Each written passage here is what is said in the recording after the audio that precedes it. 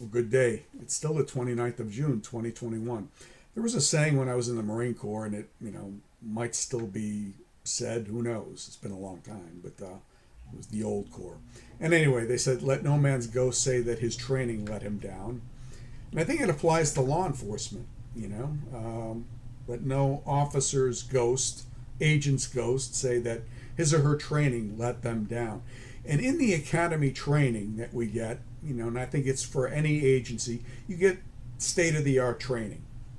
You get top notch firearms training, state of the art as it is at the time you go through it. Firearms, PT, defensive tactics, raid training, driving, all of this. And it's great and it's good. And you come out, in the best trained, you're one of the best trained people, really the best trained person in the agency when you come out. Now, the problem with it is sustainment. Every year, and this was in DEA, and I imagine it covers just about every agency, there's requirements for in-service training. And in DEA, we had a training officer assigned to every division. And every year they would put on in-service training. It would be in-service training for supervisors, and there would be in-service training for agents.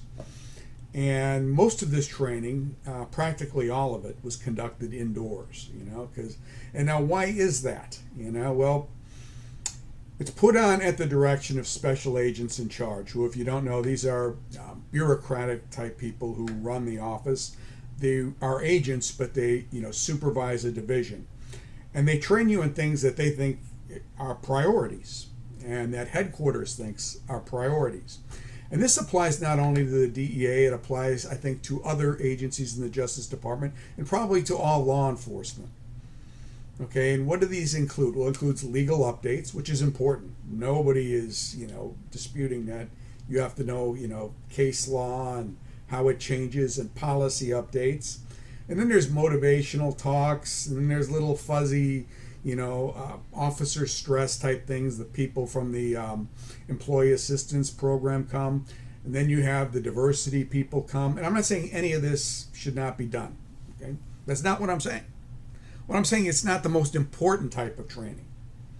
The most important type of training that you can receive is training that's going to keep you alive, especially if you're doing enforcement work. In 2011, the Marshal Service began a program to train deputy marshals and task force officers in high-risk fugitive apprehensions. So I'm going to put a little video on that, a little presentation, so I stay on topic, and then a little video showing the arrest of someone who I spoke about a couple weeks ago. And now we have the arrest video, but also, thank God, a decision by the district attorney not to charge the deputy marshal who was involved in the fatal shooting of this gentleman. So let me put that on, and I'll comment a little bit more. And as I said, this is going to be on the high-risk fugitive arrest training. Annual training is necessary for safety. And it has two components. As I said, there's the tactical training officer who goes through a 3-week course at FLETC. And there's supposed to be one from each district. And then they are supposed to provide 40 hours of training weekly to deputy marshals and task force officers, particularly those who are assigned to high-risk fugitive arrests. Okay. Now, why is it necessary? Number one, quite obviously, the Fugitive Task Force has the highest rate of dangerous felony arrests. And if you look at Google, you don't have to go a real scientific thing and do public opinion polling or statistical analysis. Just put in U.S. Marshals shoot.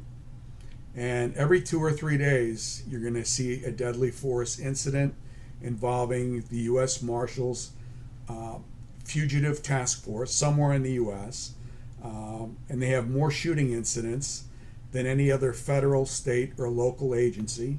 And the goal of all of this training is not just to keep the officer alive or the agent alive, it's to protect the public, but even the fugitives themselves. The key is to bring them in alive. And a recent audit found this, and this actually looks better, so I'm going to do it this way. As of February this year, 41% of the marshals had not received that training, deputy marshals. And among the 3,600 state and local officers assigned, many have not received that training. And some districts do not even have a TTO, that's the training officer, assigned. And that's not very good. Now, part of this is funding, and again, part of it tends to be, in my experience, supervisors tend to push what supervisors find important. But the most important training is the training that's going to keep you alive, and that's what I find. Operational training tends to be most often neglected. Whenever I had extra money, and whether it came from HIDTA, which is the high intensity drug trafficking area, or the Metropolitan Area Task Force, I would always hit them up. I would find a tactical trainer, and we would take our group down to Quantico, and we would do firearms training.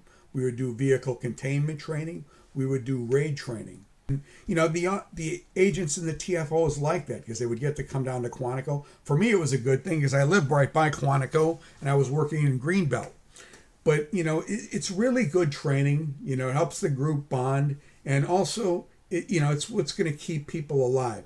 Now, what I'm going to show you now is a very brief arrest video. This is something that I talked about a couple weeks ago. A guy was arrested by the deputy marshals in North Carolina. He was a violent felon. He had 16 warrants out for him. He was at a Citgo gas station, and I'm going to put this on, and then I'll talk a little bit about it. Okay, what you're going to see here is the arrest of a guy.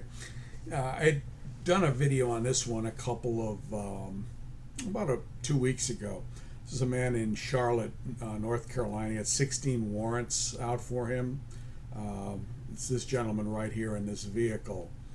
And this vehicle is a surveillance vehicle.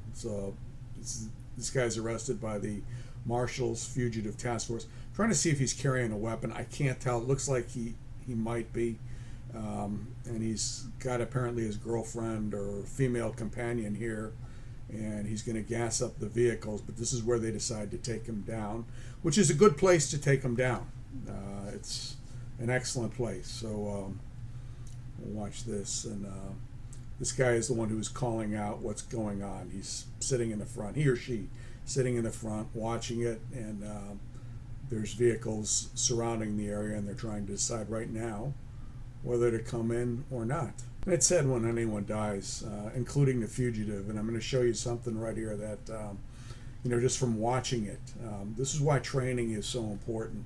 Really, the vehicle containment training, it saves everyone's life. Okay, now the eyeball is going to leave, and you're going to have another eye come in so that they doesn't get burned. Okay, this one is the second person who's going to come in and call out what he's doing, basically, and that's this vehicle's the officer in this vehicle's role. But okay, here they come. Okay, you see him come in, see him contain, but what they don't do, they didn't smash the car. He runs for the car. He goes for a weapon. Bad stuff happens. He loses his life. Unfortunately, the suspect loses his life. So again, it was a very good job. Thank God that the officer was not charged. Sorry that the suspect lost his life. If they'd just been able to hit that driver's side, he may not have been able to get in, but it is what it is. I hope this was somewhat informative for you. The need is for training, in-service training. So if you get hired, when you get into these agencies, you want operational training if you have an operational job. Bug your supervisor for it, whoever it is. Tell them you want training days, because you have to do this because all of these skills, firearms, raid training, all of this is perishable. Okay? Thank you for watching. Have a good day.